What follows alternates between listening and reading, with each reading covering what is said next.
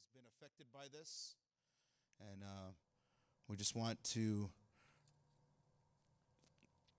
have this be positive and also uplift one another, especially those who've been affected by this. And so after we pray, we'll sing a song. And again, that song is a prayer song, but it is about being strong during sad times. And that is what this song is about that we're going to share after we pray. So thank you.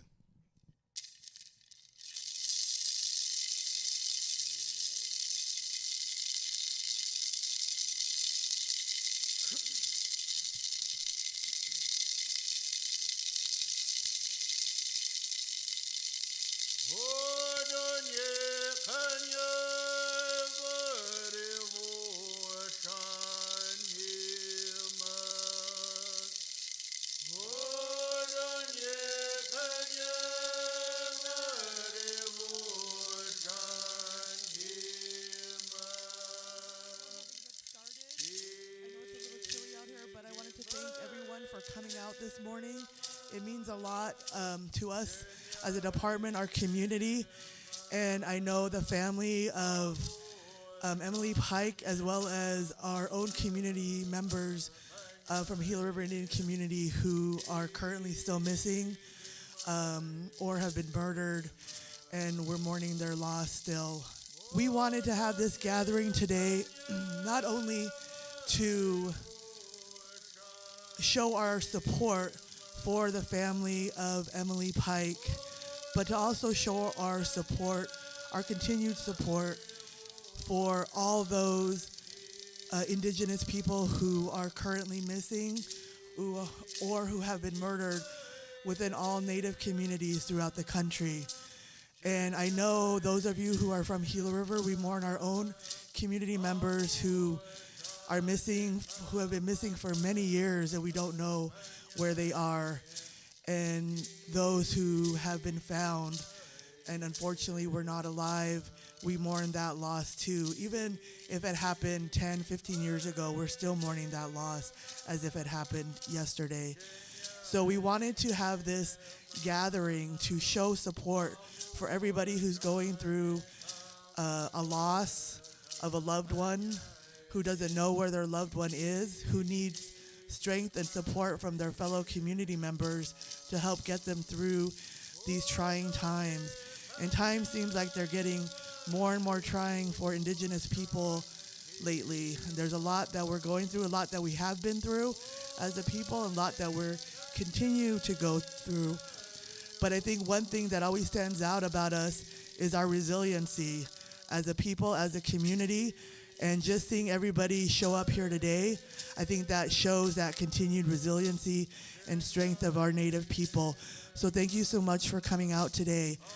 And one thing that is so important about those that we have lost is to keep their memories alive and keep talking about them, keep sharing their experiences, and keep saying their names. I know that was something that was said a lot during the last few weeks about Emily Pike, is keep saying her name. And we need to keep doing that because we've seen a lot of news about it locally, but nationally, I haven't seen anything about it. And we need to keep that going. We need to keep that news going so people are talking about it, continue to talk about it. And so more people are aware of what is going on in our communities.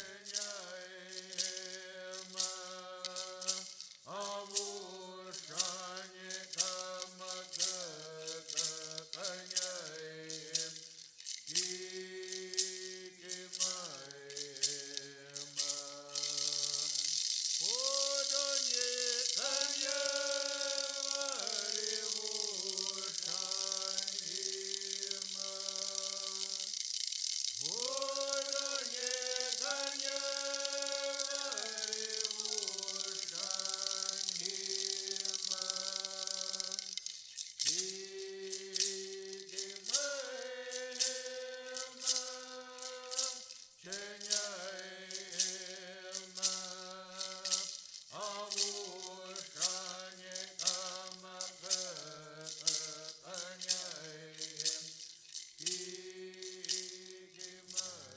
Just want to say thank you for allowing us to share and be a part of your event. And that song is a deer song. It was taught to me by my great grandmother, Myrtle Peatbutt, out in District 6. And basically, what the deer is saying is, to the west, I saw my home was on fire. A fire arose, and I stood there, and I saw my home was on fire. And I was instructed and told that this song we sing when things are out of our control, and we have to call upon, the Natakam, the Maker, to help us to stand strong, even though there's something out of our control. And that's what this is. Something that is out of our control. It's like a fire that came, and it feels like our home is on fire now. And so again, we sing that there will be strength for all of you here, especially the workers who help with victim services, because that is a ongoing thing. And so I ask that those of you here remember to set a good example and try to do better.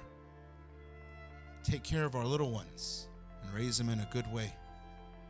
And even though this is out of our control, remember, we have to have faith. And that's what's carried every single one of you as Native people. Your ancestors at one time, no matter what tribe you come from, had to depend on that faith with the challenges they were facing in an ever-changing world that we live on. And so with that, thank you, and our blessings to the family who are grieving at this time. Sapa. I come from Hashancook, District 2. I came here today for not only just for the family, but for everybody in the community that couldn't make it today. Everybody in the community is sad that this had to happen, and we don't want any loved ones being gone. We just want everybody to be here and, be safe with their loved ones. So I think we all felt called upon to make sure that people knew about what was happening and were educated about it, and also to bring awareness to missing people within our own community here, and to let the community know that there are services here for them. I am a registered nurse, a public health nurse, case manager in the Phoenix area, in the urban area.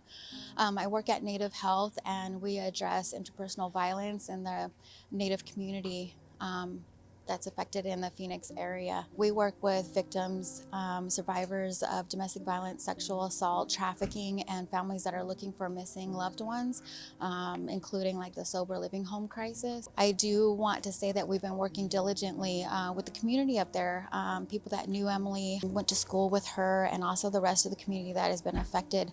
Like I had mentioned during the program, is I have an uncle who's been missing for over 60 years, and he's a member of this community.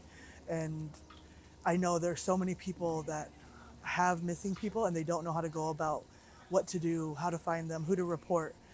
It's not a good feeling. I lost 2 people. I lost a friend who was murdered, and it's not a good feeling. I wish that nobody had to or would have to go through this. It's not a good feeling. Just having a friend that you're starting to get close to, it's not a good feeling. And I'm sure some people have heard on the news, I think it was on the news last night, that the House Bill 2281, the Indigenous Persons Alert, passed the state Senate yesterday unanimously. The Department of Public Safety. Members, you've heard the third reading of House Bill 2281. Those in favor vote aye. Those opposed vote nay. Do not vote until you hear the bell. Clerk will record the vote. Members, by your votes of 59 ayes, 0 nay, 1 not voting, you have passed House Bill 2281, signed in open session. The clerk is instructed to record the action of the House and convey the bill to the Senate. I House testified in early February that this legislation is critical and it will save lives.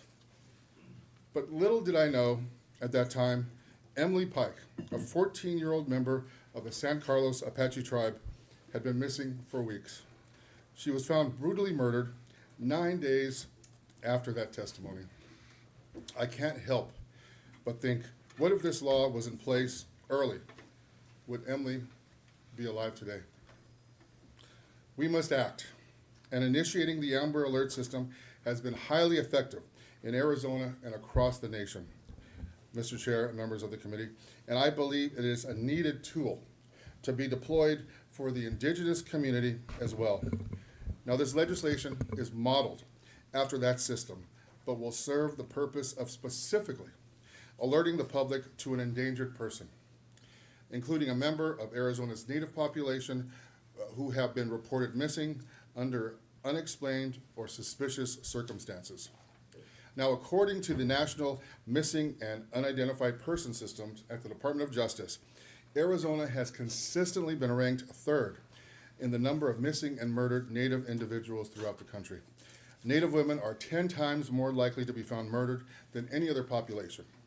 These are sobering statistics, and one that my community and all tribal nations in Arizona are working to address. But we can't do it alone. Mr. Chair, members of the committee, we need your help. As a tribal government on federal lands, our best chance for recovery of endangered or missing members starts with a quick, cohesive, multi-jurisdictional effort that includes our tribal police, local and state police, and the general public. This isn't legislation aimed at favoring Natives above any other individuals. We want all missing and endangered youth, adults, and elderly to be safely recovered. But we can't ignore the barriers that exist that lead to our Native citizens being targeted at such higher rates. We have a successful formula already here, Mr. Chair, members of the committee, in the state with the amber and silver alerts. But what we're asking is to expand this system to include this new alert so we can have the best chance of bringing our tribal members home safely before tragedy occurs. I will end by sending my heartfelt condolences to Emily's family, friends in the San Carlos Apache tribe. She will not be forgotten. And hopefully with the passage of this legislation, we can prevent other tragedies like hers from happening. Thank you, Mr. Chair, members of the committee. Mr. Chairman, I move HB 2281 with a due pass recommendation. There's no amendments. Please call the roll.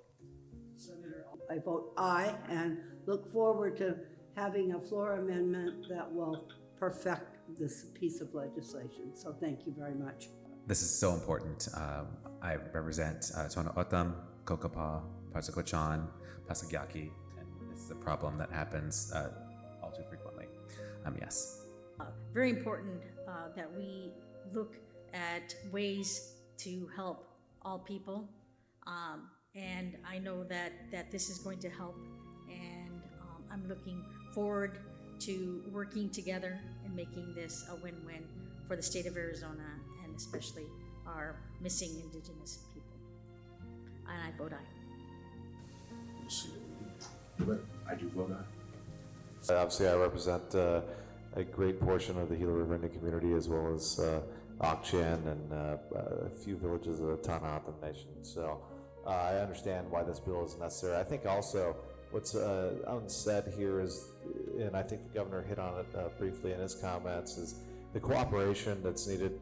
I live in a community that is a border community of Gila River, and there are other border communities that exist like Casa Grande or Maricopa and others, and the fostering of communication that needs to exist and the promotion of just good governance that this legislation is going to bring forward, I think is very helpful. So with that, I vote aye. We heard the story of Emily on the floor. Senator Hatalti had just so emotionally told that story. I think we all had tears in our eyes at the end. And I just pray that this is the beginning of a solution for the problems. And with that, I vote aye. Members, by your vote of 7 ayes, 0 nays, and 0 not voting, you have given HB 2281 a new pass recommendation. Members, thank you so very much. I appreciate it. So that's an amazing step to help indigenous people of all ages who go missing. And that next step, it goes through the Senate floor, which hopefully it will be passed, and then to the governor's desk. So things are happening for us that will help future people who are missing. So that's something that to be grateful for. for today and to look forward to, and hopefully will be enacted soon. Yesterday morning, I know they're doing the sex trafficking and MMIP training over at the PD. So we have a lot of different tribes coming together to pool their resources, to figure out where the funding is. I'm very happy that that's moving on so that we can share with each other in order to become bigger and stronger.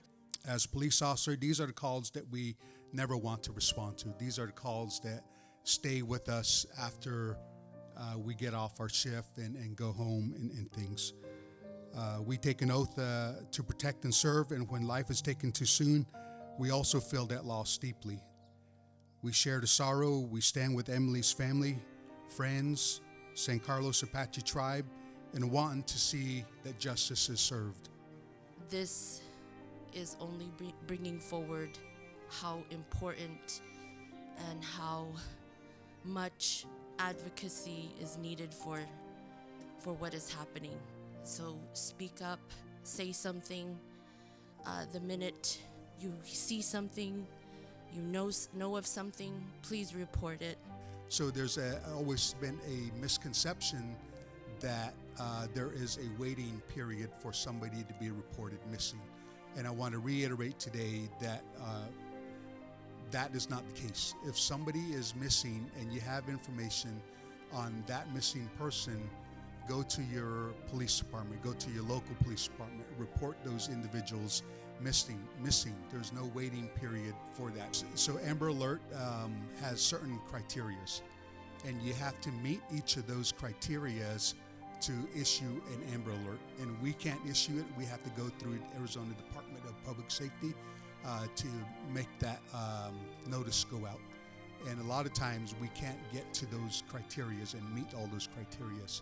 But I think what was proposed yesterday and moving forward, the Indigenous Alert System for Arizona, I think is a definite step forward in making that a lot easier for us to put that notice out so that we can get the information out to the public sooner and faster to help locate our loved ones. We're also working with our first responders in recognizing cultural competencies and whatever we can do to better their services and find the gaps in services with our first responders. I will say that the Phoenix Police Department has been very receptive in meeting with us and answering questions and working with us to find solutions. Your local police department will take that information, take a report, and then enter the loved one's name into the database that makes that person listed as missing throughout the country. So it's very important to get that information out, and there is definitely no waiting period for reporting somebody missing. We have come up with some plans with the Phoenix Police Department on multiple levels, including updating their databases and possibly even creating an MMIP database for the Phoenix area. So those are some good talks that we had with the Phoenix Police Department on that level. For the state of Arizona to be able to move forward on that, it's your voice is being heard. The push is out there. So I encourage, like Catherine was saying earlier, to keep speaking on it, keep spreading it to the younger people so that they keep doing it, because it's working. Slowly but surely we're moving forward. The wheel is turning. They're hearing us. We need to come together as a people. Our world, our communities are full of hurt and hate and anger that we need to heal. We need to heal, and we need to uplift one another. Silence always allows violence to continue, but together, by being vigilant and courageous, we can make a difference. To the young people who are here today, if you see friends doing something that is not safe or that could put them in harm's way, please say something. The hearts are heavy, but we stand on them. We're there for the ancestors who have had to experience all of this, the people that are going through it currently. And I said it yesterday, and I'll continue to say it, kind of as we have sorrow, as a community, we all share the sorrow, no matter who it is, no matter where it is, we all share it. We also share in the joy, in the events, the things that we accomplish, we share together also as a community. And that's how we become strong. And that's how we do it with all of the tribes being together and standing as one. I just want to say thank you all for allowing us to be here. Most of the family weren't able to come, so we are representing our family. I am Emily's aunt, and I want to acknowledge all of the people that came here today to share with this prayer. We as indigenous people, that's how we show comfort with each other. I'm pretty sure in your custom, you guys come together whenever there's a loved one that has passed on, and you guys share words of comfort and prayers. And on this level of this magnitude of all these indigenous people coming together, death is such a lonely feeling. It makes you sad. It makes you feel so alone and deserted from the rest of the world. But you guys are helping us to all come together and heal together. And I just want to say thank you for that. Yeah, sure. We just came to share some prayer songs for the family, for our community, for our people, and everyone out there to keep and continue prayers. This first song we're going to do is for the 4 directions. So we're going to call in all 4 directions and ask them to be with us. And the second song we're going to do is going to be the Creator song, asking them to come be with us, come help us, come pray with us. And yeah, just continue prayers for the family and everybody else out there. Thank you.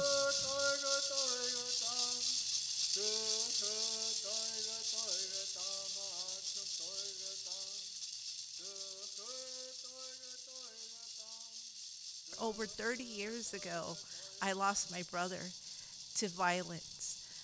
He was murdered, and that pain is still there. And when you hear the story of a young woman that was taken, it starts to peel that Band-Aid all over, because we understand there are many people in this audience that feel your pain, that recognize what you're going through. And we pray for you, and we're here to keep encouraging and spreading awareness. We're here, and we'll stand together. You keep saying their names, you keep their memories alive by talking about them, talking about all the good memories you have about them, the love you have for them, and that's what will help with the healing and getting by. I know time does heal, but sometimes you need that closure of knowing what happened to your loved one, knowing where they're resting, so that you can have some final peace. I'm always available. I do have a vast partnership with community and tribal leaders and tribal advocates as well. So if you are looking for a missing loved one, please reach out to me if you don't know where to go, and I can give you some direction to go to talk with the Phoenix Police Department or Mesa PD or whoever it is that you need to file a report with, and get that initiated, and making sure that people are keeping journals and reaching out to their community for support. Our services wouldn't be as effective if it wasn't for our staff. We have a missing and murdered Indigenous specialist, Marissa Cervantes, who works in the Victims Services Department. So she works on missing person cases daily. So there is someone doing that work, and we wouldn't be able to do that work without partnering with the GRIC PD as well as leadership, GRIC leadership, governor, lieutenant governor, and members of council who have supported our work. I remember her name, not only hers, but everybody else that had went missing or was murdered, that, you know, that they still remembered them and who they were, even if they didn't know them. Like, I didn't know Emily Pike personally. It doesn't have to be in the Gila River Indian community. It could be anywhere else within, like, San Carlos or White Mountain or just any tribe.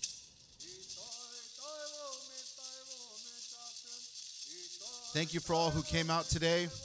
And at this time, per request of Victim Services and also with permission from the family, they ask that all of us together with one voice say Emily Pike's name. We'll say Emily, okay? So all together, we just want to, again, remember her and remember why we're here today. And so we'll say her name, Emily. And say her name again, Emily. Say her name,